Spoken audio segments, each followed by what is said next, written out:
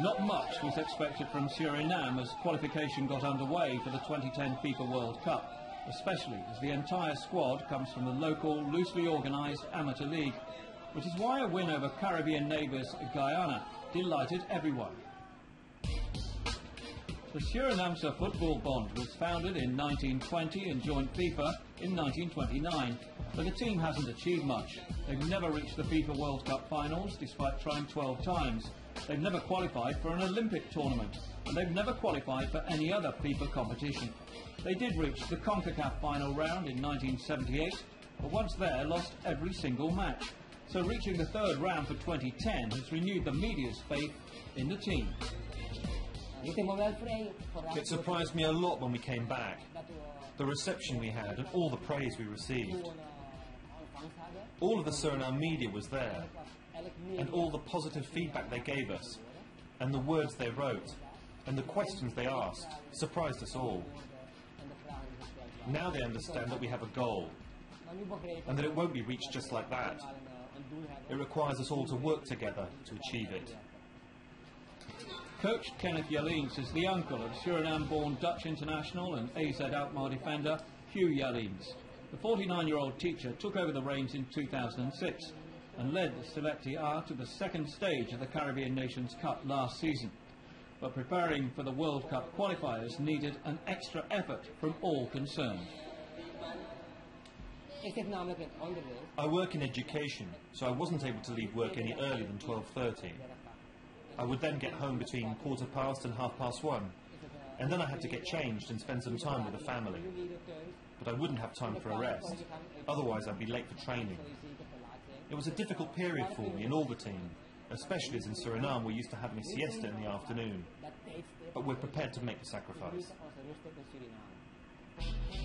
Having no professional league compounds the problems. Every player is amateur and they compete in a 12-team national league that plays on Friday, Saturday and Sunday. Many players go to school or work during the day and train 3 evenings a week. The players may not get paid for their efforts, but their passion is never questioned. Just ask national team defender and local government official Marlon Belter. We're used to it in Suriname.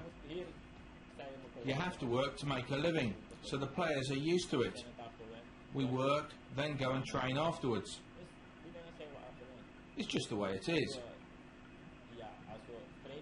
But if the players that play in the national team could get time off with the permission of everyone concerned, then we could train at least twice a day, and that would be good for us. It would be good for the tiny football-mad nation, the smallest on the South American continent, with just under 500,000 citizens. A lot of talent lies dormant here, as it simply doesn't get the opportunity to develop. We might only be amateurs, but we still managed to beat Guyana. I mean, if we could get the support that we need, so we don't have to work, and could just concentrate on playing football, I reckon we would definitely improve.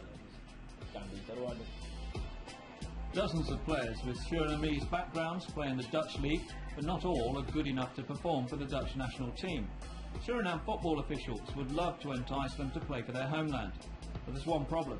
The Suriname government doesn't allow for dual citizenship, at least not yet. But they're looking into the possibility of changing that law, and that would be welcome news for the Football Federation's president.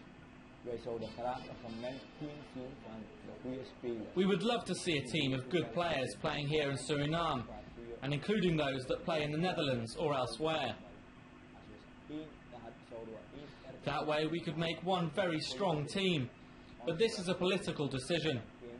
Our law does not recognise dual nationality. If that could be changed though, then I do think that Suriname would be able to reach the finals of the World Cup. And who would argue with that, when you see some of the players with Surinamese roots who went on to play for the Dutch national team and top European clubs? Edgar Davids, Patrick Kluivert, Ernst Seedorf, Ruud Gullit, Frank Rijkaard, to name just a few.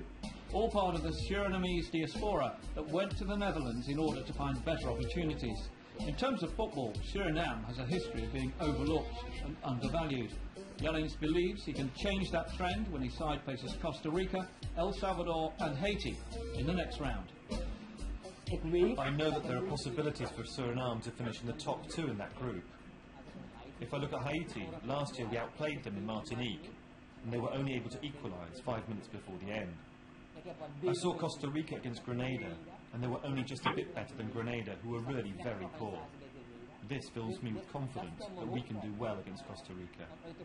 I have a lot of confidence in the team, and there is a definite possibility that we can get through this round as well. Just how wonderful would that be for Suriname and our football? Not many people could point to Suriname on a map, but the former Dutch colony has become a startlingly diverse jumble of cultures, languages and religions, and their contribution to the game deserves to be more widely recognised. Qualifying from their group won't be easy, but Yalins is already looking to the future. Together with my technical staff, I have set out a 6-year plan outlining to the board my aim to get to the World Cup with this young squad. We have an average age of 23, with 1 or 2 older players in certain positions, but we don't yet have a younger alternative.